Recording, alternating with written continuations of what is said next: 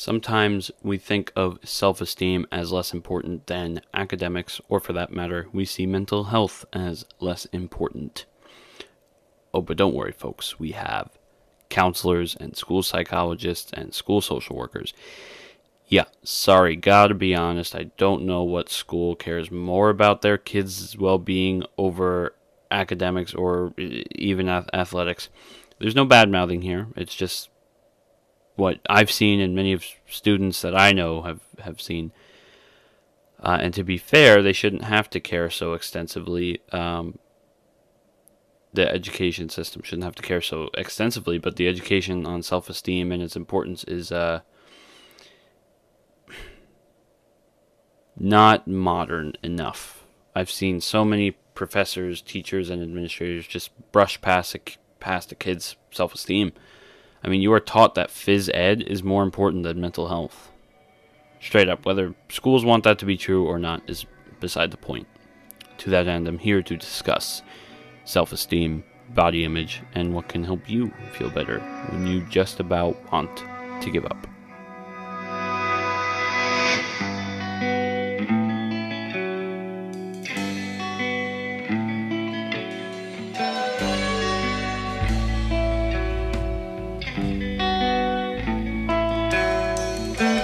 Let's sit in bed and watch the sun paint my window. The light comes through and bathes our lives in red. Let's go outside and watch the leaves fall above us. Soft wind on your skin turns your head. Sometimes we perceive self-esteem in only one sense. Self-esteem isn't just body image. It's how you view yourself as a person. There are many lenses of self-esteem, or at least that's what I call it. There's academics, hygiene, social, emotional, body perception, and micro lenses, for that matter, of all those things. We're going to start with the idea of manning up and the idea that men should be tougher than women. We're wrong. It's a fact that more men die by suicide than women, and a huge factor is that men aren't comfortable seeking professional help. I know this because I was one of those guys. I didn't seek help until everyone in my life convinced me I needed to. Sometimes that can be too late for people. So what do? We need to emphasize that mental health is a unisex, binary, non-binary issue. It's a multi-gender, multi-racial, multi-religious, it's a human-kind issue. Where's the United Nations Council on Mental Health on all this? In 2016, Social Workers Without Borders became a reality, and there are decades worth of repairs needed across the globe for all of this, for all of us. Frankly, in this country alone, we are just not educated enough on the factors and symptoms leading to suicide. Moving to the first lens of self-esteem, social, emotional, because this contributes heavily to overall self-esteem and it has the highest impact right before academics. First thing, you do not and should not measure up to society's standards. I mean, make your own standards. Take that gap year, go see the world, or don't, and go learn about psychology or early childhood education. It doesn't matter to me, and it shouldn't matter to anyone but you. Socially speaking, however, we need to focus on peer pressure, because peer pressure has such an influence on self-esteem, but we don't always realize it. If you have friends that coerce you into doing things outside of your comfort zone nearly every time you're with them, they aren't good friends. And by comfort zone, I don't mean trying some exquisite meal or taking a high ropes course at Blairstown. I mean, if your friends impose their activities, specifically illicit and illegal ones, that can deeply affect how you view yourself. You might lose some ground on your self-esteem because you feel like a follower and not a leader. And not only that, it's just situations with... Listen, I know smoking marijuana is a popular activity for adolescents and even some adults. And the problem is, I don't have a stance. I don't have a stance before I get to the problem. I don't have a stance on it. I just I believe in this problem is that if you suffer from major depressive disorder or some extremely serious personality or mood disorder, you can react differently with emotions after smoking marijuana. And I don't mean one time. I mean 2 to 3 times a week. On an occasional basis, it can change your reactions and can cause you to withdraw socially from a great many things. And this doesn't apply to everyone.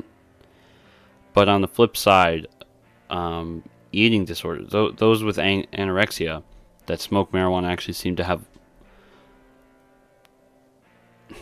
It's not everyone.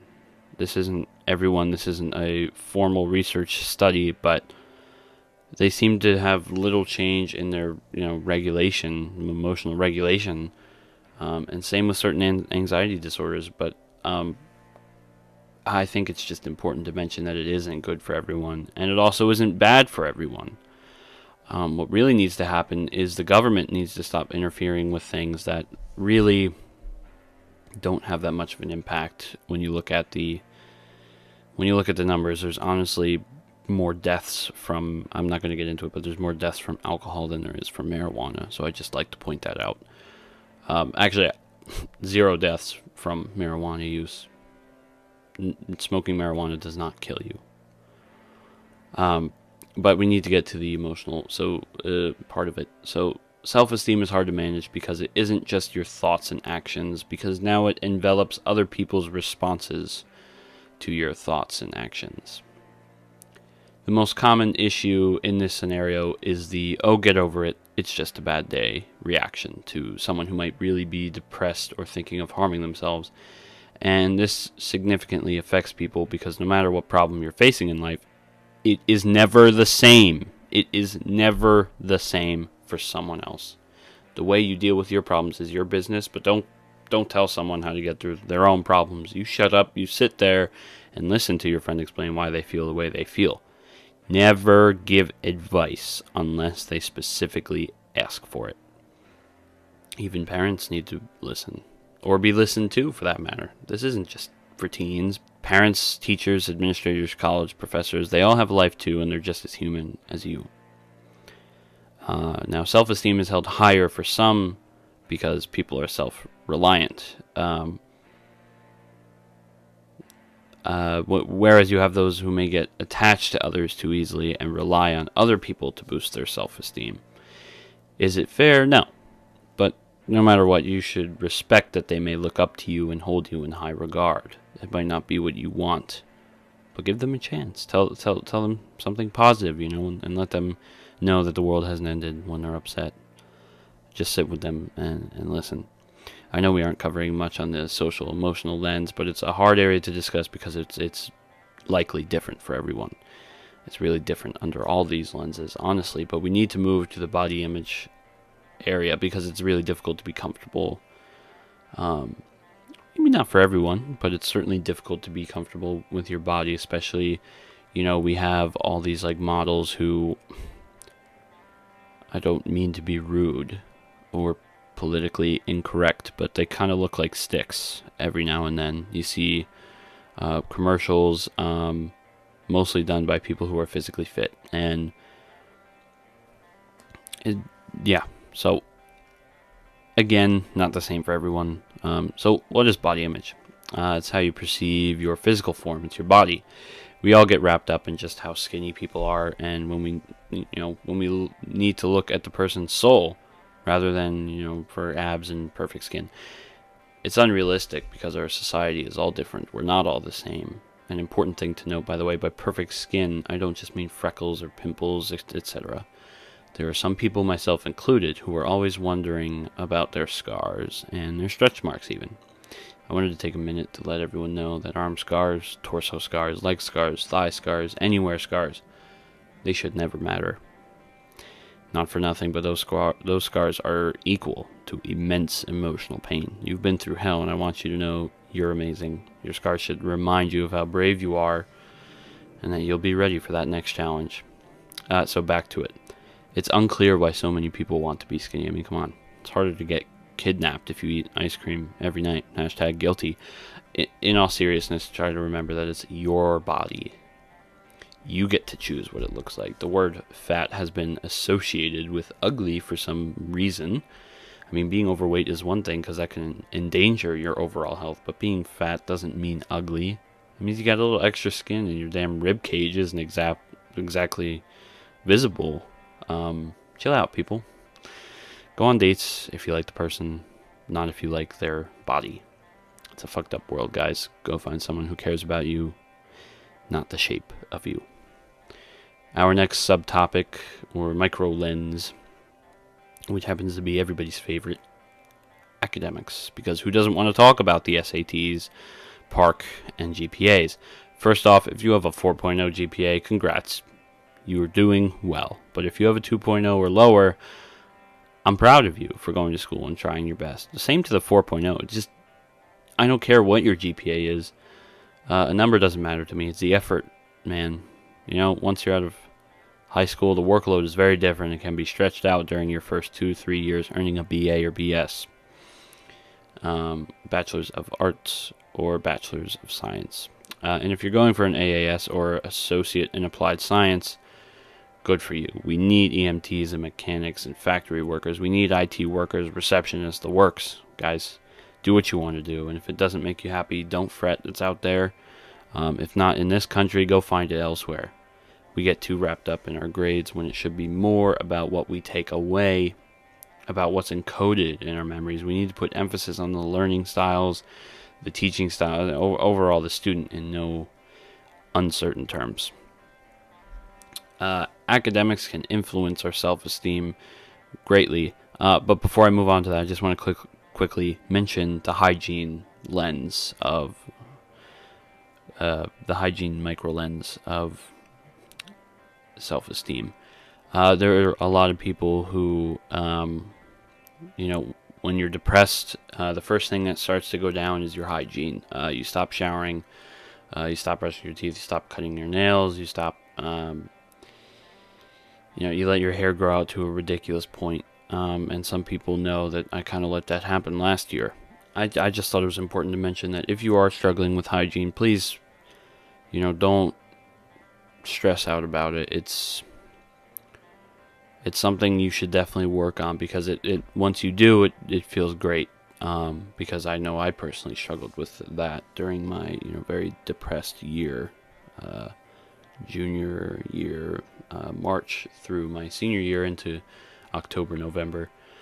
But it's important to note that people struggling with hygiene, it could be a sign or a symptom that they might need some more help. So academics can influence our self-esteem greatly. When a student is told they failed, sometimes, if not most times, their world can come crashing down around them. Because, some students put more effort in their work at school than in other parts of life. Heck, I did. It's a shame that I thought I wasn't smart. High school taught me that when you have choices to pursue rather than a graduation requirement, it really is worth it. And I mention that because I'm currently in school to become a clinician, which is, a social worker, but a clinical social worker. And I mention this because I wouldn't have been so immersed in, the study of, sociology, the study of human behavior, without taking sociology and intro to law at Westfield High School through the Project 79 program. I'm pursuing sociology now. But anyway, my point is, don't think of high school as the only important thing. Don't give everything up just yet. College will help you understand why high school was rigorous. It's a totally different environment, not just for academics, but for your social life and emotional life, because emotions can be hard to deal with in college. But I guarantee you will come out of whatever it is you are going through. You'll make it. Just remember to focus and study. But also, when you need it, treat yourself. Whether it's going to a spa, the gym, aromatherapy, or just going out for food with your best friend.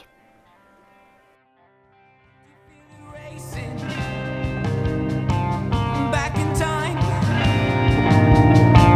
and through your wrapping it up, we want to wish you a very happy Thanksgiving. We will not be releasing an episode next week. We appreciate all your support, listening, and subscribing. You know I take it for you. You know I'll be what you want me to be. But I can't be anything unless you tell me, babe. We'll be continuing after Thanksgiving break, and we'll be returning until the 21st of December. After that, we'll be gone for quite some time. So for now, this is Life Speak Podcast signing off. Enjoy the break.